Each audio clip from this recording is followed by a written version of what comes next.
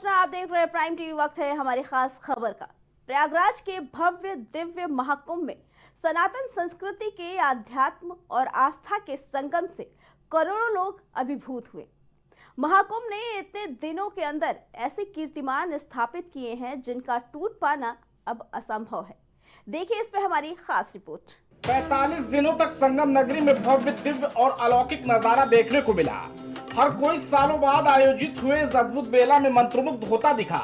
महाकुंभ की अलौकिक छटा ने हर किसी को अपनी तरफ आकर्षित किया। क्या राजनेता, क्या अभिनेता और क्या उद्योगपति, हर एक ने यहाँ पहुंचकर अपनी मौजूदगी दर्ज कराई।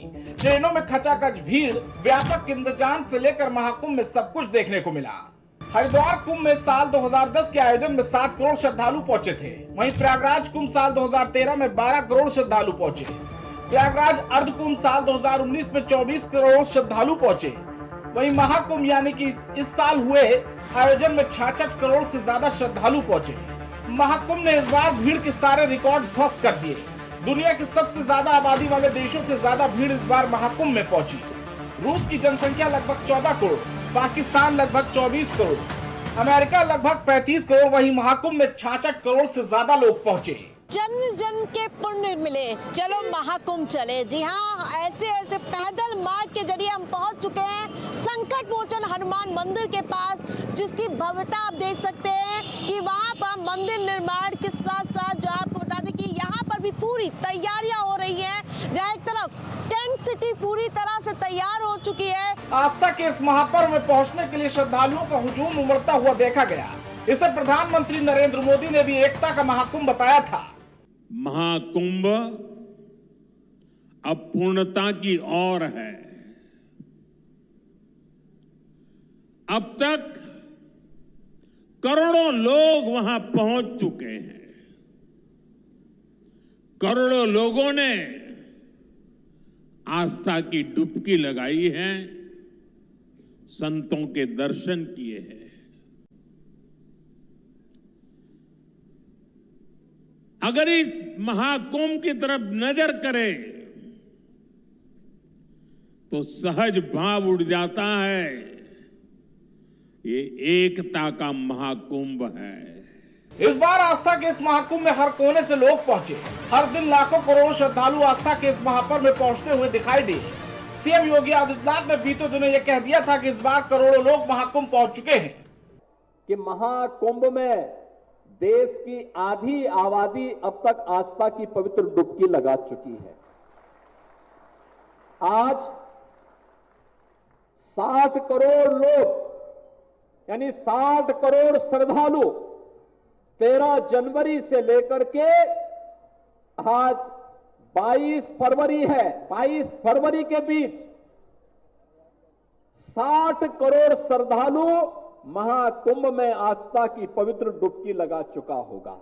महाकुंभ जहां सरकार ने एक सफल आयोजन के रूप में विश्व स्तर पर ख्याति हासिल की, तो वहीं दूसरी तरफ विपक्ष ने, खासकर राहुल गांधी ने पूरे तरह से इस आयोजन का बायकॉट कर एक बड़ा दांव खेल दिया। ये दांव कैसा होगा ये तो वक्त बताएगा। यात्रा से कांग्रेस की तकदीर बदलने के लिए निकले राहुल गांधी ने अपनी चुनावी स्ट्रेटजी में पूरी तरह से बदलाव ला दिया है। कांग्रेस इस वक्त माइनॉरिटी और पिछड़ों की बात कर रही है। भाजपा का विरोध करते करते कांग्रेस इस वक्त एक बड़े वर्ग से दूर होती जा रही है। वो वर्ग है हिंदू। हिंदू इस देश में बहुसंख्यक है। ऐसे में उनके ही सेंटिमेंट को हट करके आखिर राहुल भारत में अपनी राजनीति को कैसे चमका सकते हैं। पहले भी राहुल ने राम मंदिर से बनाई थी दूरी। उद्घाटन समारोह के वक्त यात्रा पर निकल गए थे राहुल। अब महाकुंभ का भी राहुल ने बहिष्कार कर दिया। महाकुंभ न जाने से कांग्रेस को भी होगा भारी नुकसान। लोकसभा चुनाव से पहले राम मंदिर उद्घाटन समारोह को लेकर कांग्रेस नेतृत्व में काफी उलझन महसूस की जा रही थी। कांग्रेस नेताओं की तरफ से कभी मल्लिकार्जुन खड़गे तो कभी गांधी परिवार के अयोध्या जाने के संकेत दिए जा रहे थे। लेकिन तभी एक दिन ममता बनर्जी ने अचानक अयोध्या समारोह के बहिष्कार का ऐलान कर दिया और राहुल गांधी भारत जोड़ो न्याय यात्रा पर निकल गए। उसके बाद 45 दिनों तक चलने वाले महाकुंभ का भी राहुल गांधी और पूरी कांग्रेस ने बहिष्कार कर दिया। राहुल गांधी समेत विपक्ष के कई नेता 45 दिनों तक चलने वाले महाकुंभ में नहीं पहुंचे। जहां एक तरफ करोड़ों लोगों ने पहुंचकर अपनी आस्था को निभाया, तो वहीं विपक्ष मोदी योगी के खिलाफ होते होते सनातन के खिलाफ ही खड़ा हुआ दिखाई दिया। आखिर कौन कौन नहीं पहुंचा महाकुंभ? ममता बनर्जी अरविंद केजरीवाल, तेजस्वी यादव, हेमंत सोरेन, प्रियंका गांधी, लालू यादव, अशोक गहलोत, भूपेश बघेल, राहुल गांधी, उद्धव ठाकरे, मल्लिकार्जुन खड़गे, शरद पवार। विपक्ष के इतने नेताओं ने महाकुंभ में ना पहुंचकर भाजपा का विरोध जताए रखा, लेकिन विपक्ष ये भूल गया कि इससे उसकी पार्टी को इंटरनल डैमेज से गुजरना पड़ सकता है, क्योंकि भारत में हिंदुओं की आबादी सबसे ज्यादा है और हर तबके का व्यक्ति आस्था के इस महाकुंभ में पहुंचा था। ऐसे में विपक्ष का ये रवैया कहीं ना कहीं उसे आने वाले वक्त में नुकसान पहुंचा सकता है। Output desk, prime TV. फिलहाल महाकुंभ जब से शुरू हुआ और आज समापन के बाद से ही लगातार इस पे राजनीति चलती ही रही। समाप्ति के बाद भी महाकुंभ पे राजनीति लगातार जारी है।